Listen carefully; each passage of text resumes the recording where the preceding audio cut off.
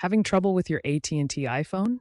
Let's tackle the most common issues: activation failures and SIM card problems. Since AT&T now primarily uses eSIMs for new iPhones, iPhone 15 and later, especially with iOS 18, activation glitches can occur if the eSIM doesn't download correctly during setup. This affects models like the iPhone 15 and later. For activation issues, first try resetting your network settings by going to Settings, General, Transfer or Reset iPhone, Reset Network Settings. This process will reset all network settings back to default.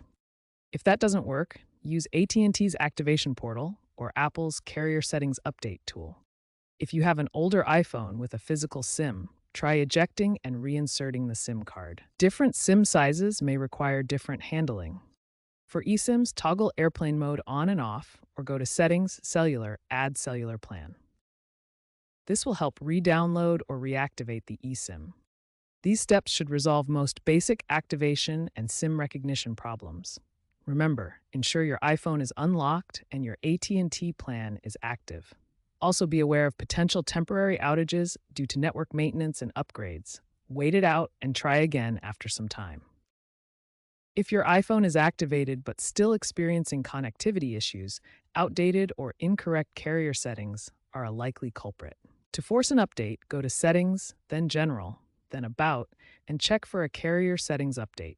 AT&T recommends keeping automatic updates enabled to ensure compatibility with their LTE and 5G bands. If problems persist, software bugs or regional network outages could be to blame.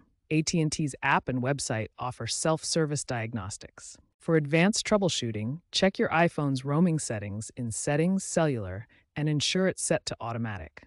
You can also explore AI-driven diagnostics in recent iOS versions, iOS 18 and later, which can proactively identify and resolve network issues. If all else fails, contact AT&T support or visit an Apple store for further assistance, as some issues may require more in-depth technical analysis or device-specific solutions.